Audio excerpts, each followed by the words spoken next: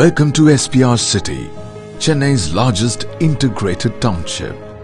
பெண்ணால் ஒரு பக்தன் வீழ்ந்து போனான். பெண்ணால் ஒரு பக்தன் வீழ்ந்து போனான். யாருன்னு கேட்குறீங்களா?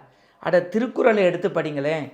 பிறன்மனை நோக்கா பேராண்மை சான்றோருக்கு அரண் ஒன்றே ஆன்ற ஒழுக்கு.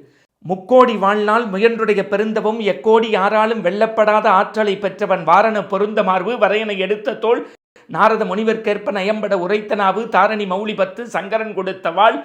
ராவணன் விழுந்து போனான். என்னன்னு காரணம் தெரியுமா? இந்த குறள் தான் காரணம். அவனுக்கு ஒரு தலை கீழே விழுந்துச்சு போரில், மறு தலை வளர்ந்தது. ஒரு கை கீழே விழுந்துச்சு, மறு கை வந்தது.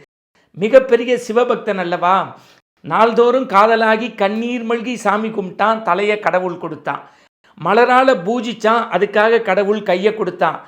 பிறகு ஏன் மார்பில் போட்டோன்னு மாண்டு போனான்னு பார்க்குறீங்களா? மலையாக இருந்த ராவணன் நேற்று வரைக்கும் சிவன் சிவன்னு சொன்னார். இன்னைக்கு சிவனை சொல்ல வேண்டிய இதயத்தில் சீதை சீதைன்னு சொன்ன மாத்திரத்திலேயே விழுந்து போனார். சிவபக்தன் பெண்ணால் வீழ்ந்தான்.